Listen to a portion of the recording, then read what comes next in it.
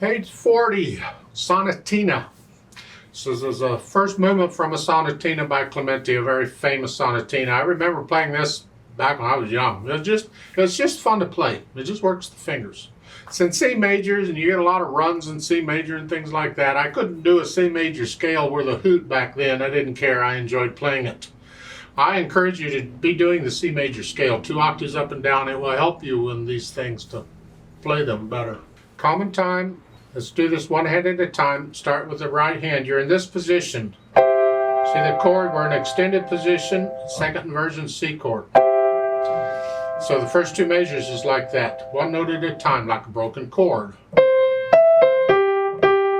And again, at first, play it all legato. And then claps and 8th notes. Come across. The fingering is fine. Now come up. And this fingering here, this is kind of a standard fingering for this pattern. So I suggest you get it.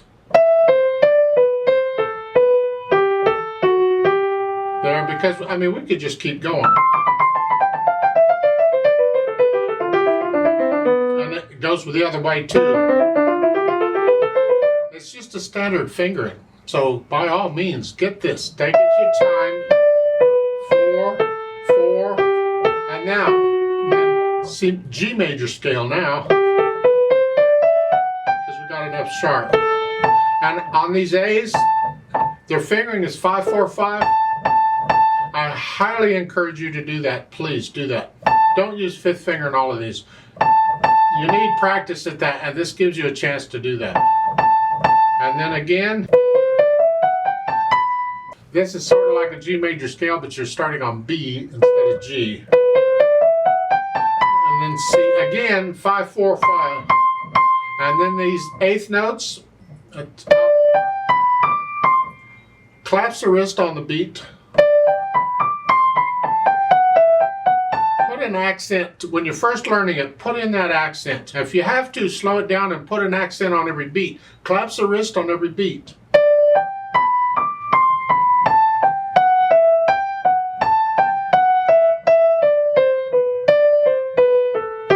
Can do that, feel that, so you're staying relaxed and you feel the beat. Then when you speed it up, you just claps the wrist every 4 beats. You feel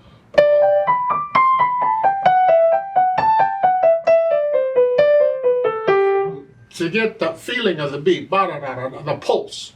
And then eventually you can take that out and you feel it, you don't force it. Eventually you get that, but take it slow and exaggerate the natural accents for a bit. Going on, second line on page 41, you hear, reach out, C minor here.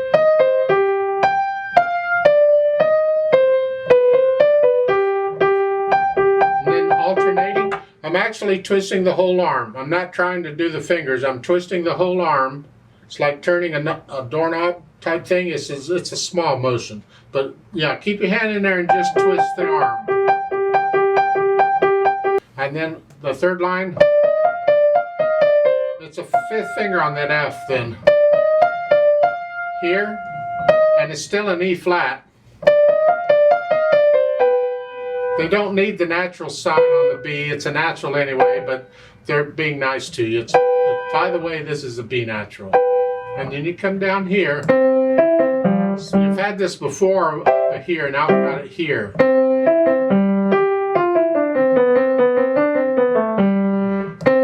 Watch this on the 4th line down. Watch the fingering. 3, 2.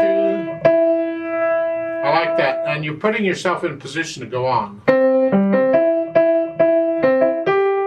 And then 1, 3, come out. Use your thumb as a pivot point. Come over.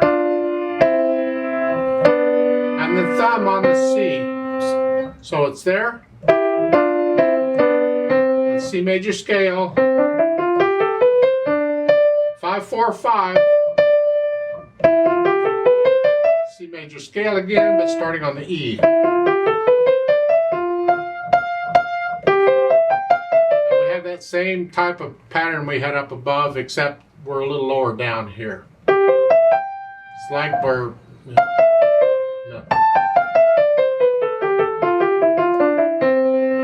It's the same, similar.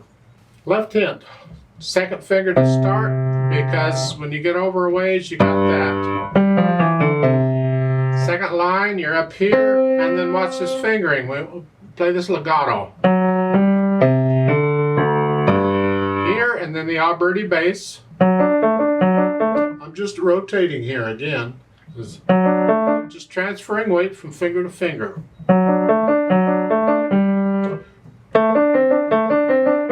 Type thing. Top of page 41, first line, last measure here. That's the chord, and it is fourth finger on the B, not third. The next line, it's an F, and an E flat. Play it legato. Then here,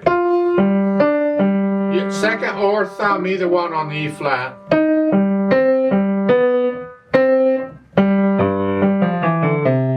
So, that's really about all it is for the right and left hand. Put them together slowly. You got here.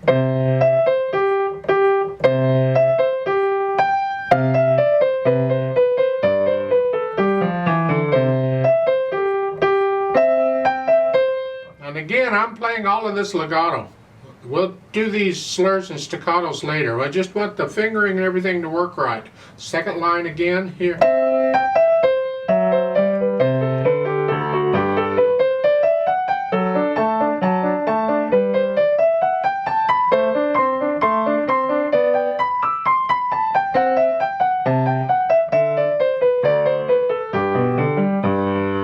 Like so. Second line on page 41, you're up here.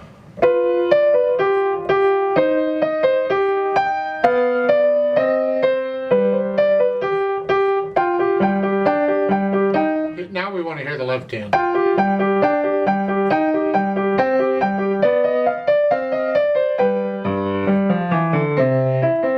So forth. Work it all out, then work out the hesitations. You don't have to go that fast. You take it your speed, whatever it is. And then once you get that, then we can put in the articulation. Here. Nice. You can use a wrist staccato. Is fine, just nice short staccato.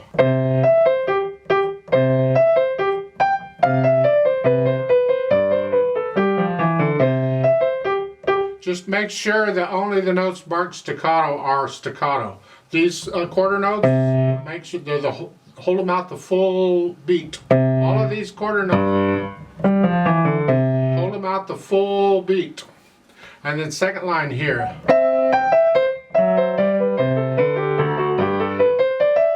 Here, at the first measure there, starting there, I would do that one slur all the way over the next two measures. Connect it all. See, I would connect that. I would make that two slurs. Even that, connect that. See, from here to here, the last note on page 40 to the first note on page 41, slur that together. Don't disconnect that.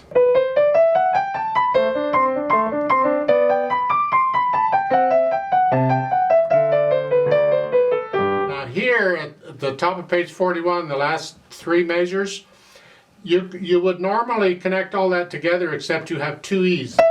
Separated, you can't connect them. So here that comes in handy, but it isn't because it's a different slur, it's because it's the same note, it's repeated, and you can't connect it. Otherwise, you would connect it.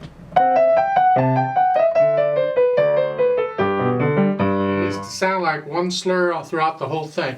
And then it's going on. Second line.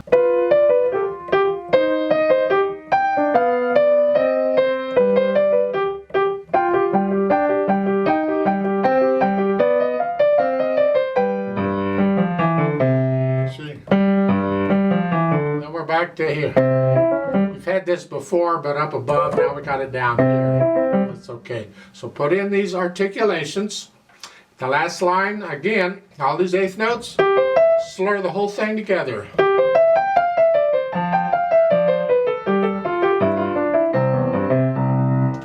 way down, just slur it all together. And we add the dynamics. And the speed, it just says spirited. There, you'll find recordings of this if you want to know, but different people will play to different speeds. It's not super fast. Have fun with it. It's loud at the beginning.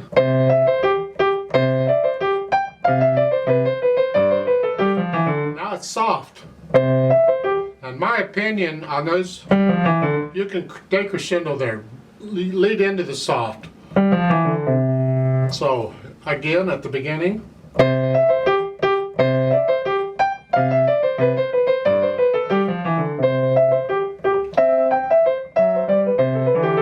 now it's loud. And I think you could crescendo into that loud, but some people won't. They'll keep it soft.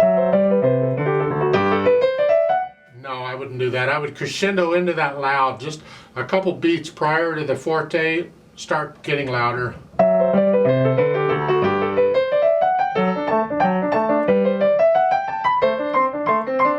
And you're loud all the way through this.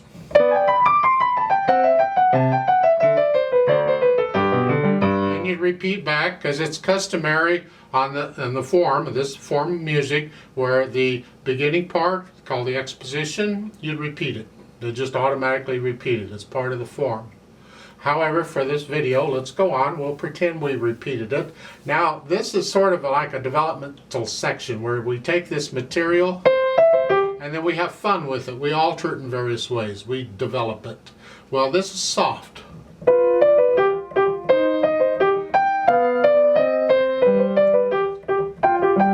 The left hand, they say marcato. I just bring it out.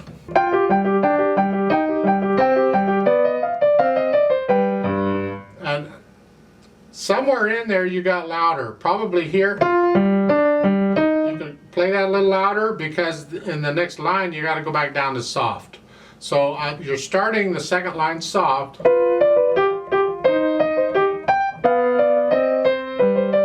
Now a little louder.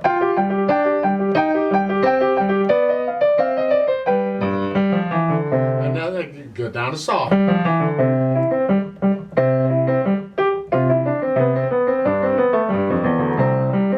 crescendo.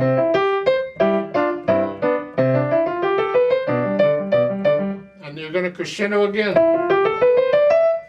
Come down. Don't crescendo. Start it loud and get loudest, louder.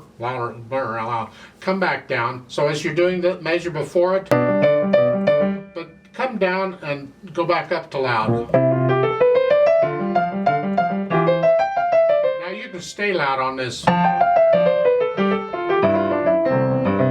then you'd repeat that part.